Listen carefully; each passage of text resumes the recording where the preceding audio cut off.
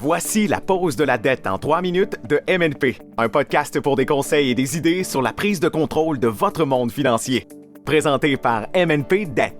Le dépassement de budget demeure un facteur significatif entraînant de nombreux Canadiens dans des problèmes financiers. La préférence des cartes de crédit par rapport à l'argent liquide et le manque de planification budgétaire ne font qu'aggraver le problème. Avoir des pratiques financières saines dépend de la maîtrise des habitudes de dépenses, telles que la gestion efficace des dépenses, la réduction des dépenses redondantes et le remboursement des soldes de cartes de crédit. Si vous avez du mal à faire face à vos dettes ou à vous en rapprocher à chaque utilisation de votre carte de crédit, envisagez quelques-uns de ces conseils. Tout d'abord, essayez de définir vos objectifs financiers et visualisez vos aspirations financières. Asseyez-vous et comprenez vraiment votre situation actuelle et voyez comment elle se compare à votre vision. Cette comparaison jette les bases de la définition d'objectifs à court et à long terme.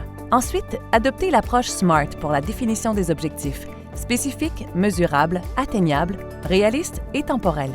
Si vous avez une dette modérée, un objectif SMART potentiel pourrait être de rembourser 70% de la dette dans un délai de 6 mois à 1 an. Après avoir défini vos objectifs et les méthodes pour les atteindre, documentez-les. Passez régulièrement en revue et célébrez les étapes franchies avant de passer au prochain objectif.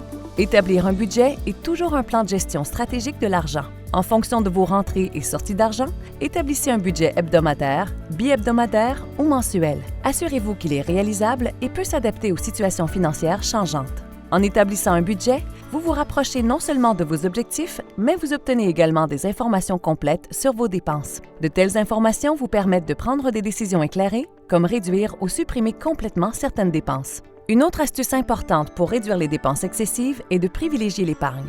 Mettre de côté une partie de vos revenus est très important. Créez un fonds d'urgence et attribuez-lui un pourcentage de vos revenus chaque mois. Cette pratique constitue un coussin financier en cas de dépenses imprévues, telles que des réparations domiciliaires ou automobiles. Lorsque vous épargnez, notamment dans des comptes d'investissement offrant des rendements, vous bénéficiez de l'intérêt composé au fil du temps. L'épargne renforce les habitudes financières et peut consolider votre assise financière. Comme nous l'avons mentionné au début, les dépenses par carte de crédit peuvent rapidement vous mettre dans une situation financière délicate. Il est donc important de minimiser la dette de carte de crédit. Il est essentiel de rembourser votre solde mensuellement. Essayez de privilégier les paiements en espèces pour les nécessités quotidiennes telles que la nourriture et les vêtements. Et si vous vous trouvez dans une situation de dette grave, consultez des professionnels tels qu'un syndic autorisé en insolvabilité.